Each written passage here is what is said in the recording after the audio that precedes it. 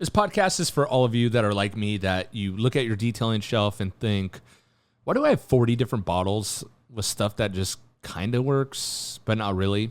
Someone commented on one of my YouTube videos recently, and it really struck a chord with me in a good way, and I think is really helping me, at least has shifted my focus to help my messaging.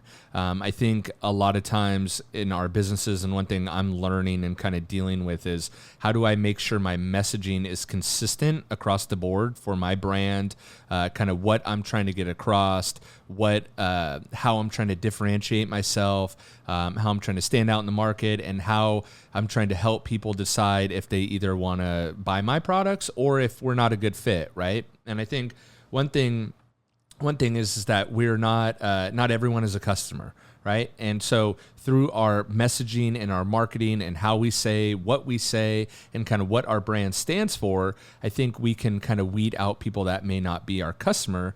And so having a clear message is very important. And this is one thing that I've honestly really, really struggled with, because for a long time, I did think everyone was my customer.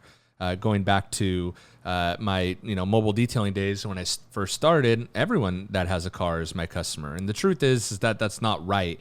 And when you try to be all things to all men, you end up being nothing, right? And so just a quick rant on that. I'm trying to get my messaging of what my brand stands for clearer so that I can help people make that decision whether they want to support my brand or not. And then the long-term tail end of that is that I will have super happy customers because they know exactly what they're in store for, right? And so the comment that I got on the YouTube video, and the YouTube video, for some context, is about the one-step polish, the picture perfect polish that's coming out. And I'm talking about all the benefits of the polish. And I'll be honest, developing this polish over the past 5 months has really helped me to hone in my messaging, because it does so many things, and I do call it a unicorn product. And so in doing that and showcasing that, I got this comment, and the comment is, why haven't the big brands already come up with stuff like this? And then he says, I'm hoping you've made a product that works across the board that'll replace like these 40 different polishes and compounds that I have, right? But the big part of the question that stood out to me was, why haven't the big brands already come up with stuff like this? I have the fortunate opportunity that I did work for a big brand that tried to do this and did do this. It was Turtle Wax with the one and done, right? But the truth is, other big brands have tried to do it too. Meguiar's a long time ago came out with Solo One, which was a direct copy. I think that was like 2009. It was a direct copy of Tom's product, System One, Solo One, because back in 2008, 2009, and even earlier, as Thomas talked about, there was no single product liquid polishing system on the market except for his, right? And so these other brands tried to rip that off. It really started with Meguiar's, but all the way up to present day, we saw Turtle Wax come out with One and Done, right? Again, that name, One. So it's not that it hasn't been done before. They just, first of all, the formula, like the picture perfect polishes, no one has done before. No one has seen it. And so, but this comment really hit a nerve in a good way, and really kind of what I was just talking about of helping me get my messaging across of what the Jimbo's Detailing brand actually stands for. Because the thought that popped in my head of why haven't the big brands already come up with stuff like this, my next thought was like, boom, this is exactly why I started the Jimbo's Detailing brand, right? I didn't want to just slap my name on something that already existed. I've talked about that a ton before, right? The Me Too product problem. And that's why we think so often that the market is oversaturated, and it is oversaturated with Me Too products and more entering every day. Everyone's copying everyone, right? And whether they white label or they, contract blend or whatever in the weeds you want to, however you want to get in the weeds with that stuff. The fact of the matter is that many products only work in ideal situations, and chances are they're not that much different than something else that's also on the market. And so a lot of these brands start just competing on price, right? And so, we see this all the time. I mean, Toughest Shell was unique in 2019, less unique now, but in 2019 was the only water-based ceramic spray coating that was actually durable, okay?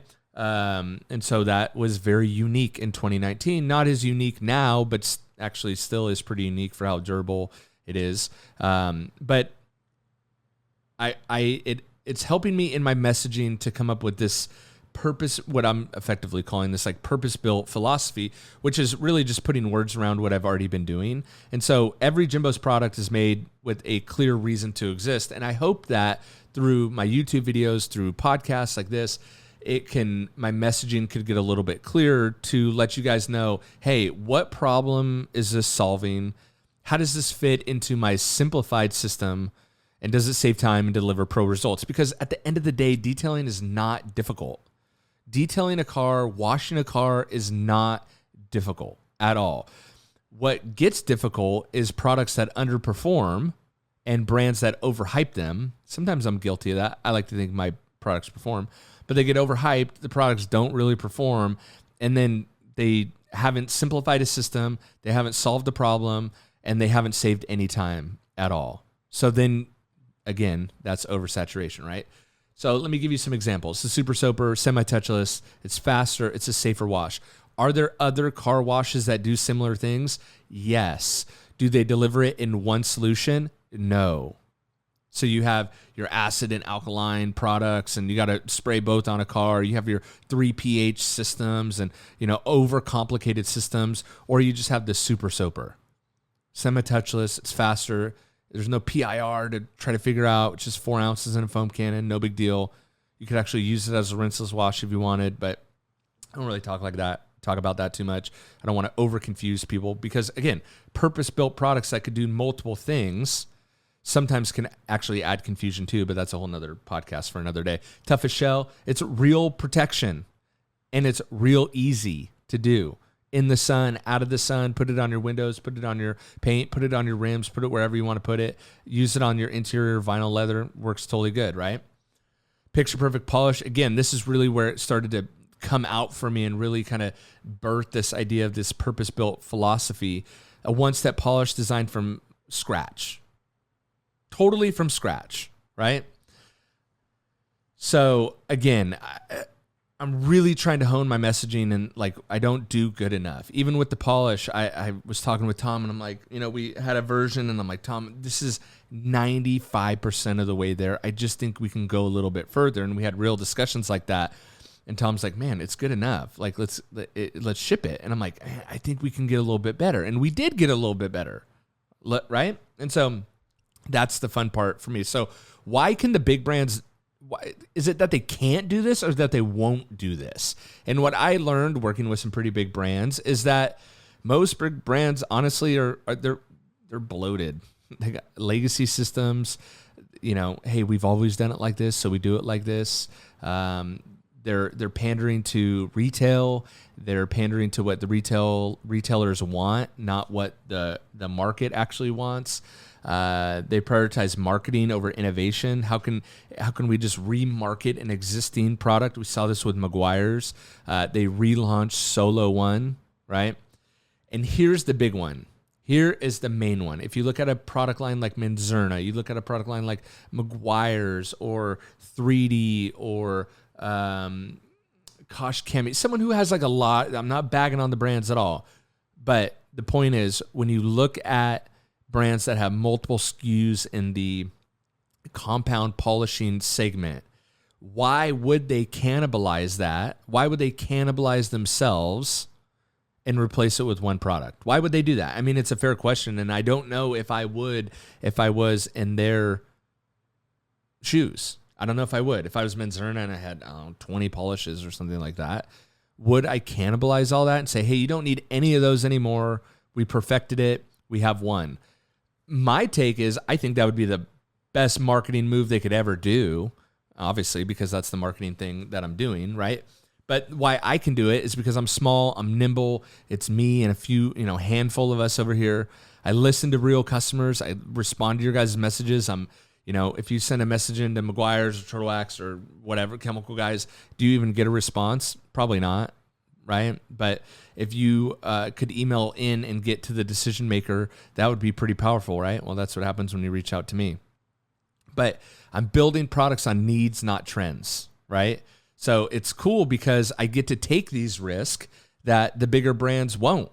And I think that's where the real innovation lives.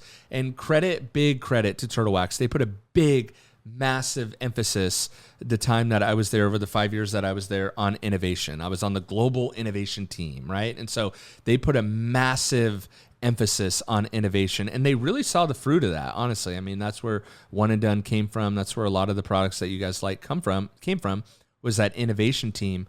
And really showed me that innovation does lead the way, and your marketing gets a heck of a lot easier if your innovation is leading the way, not the opposite way around, is what happens most of the time, right?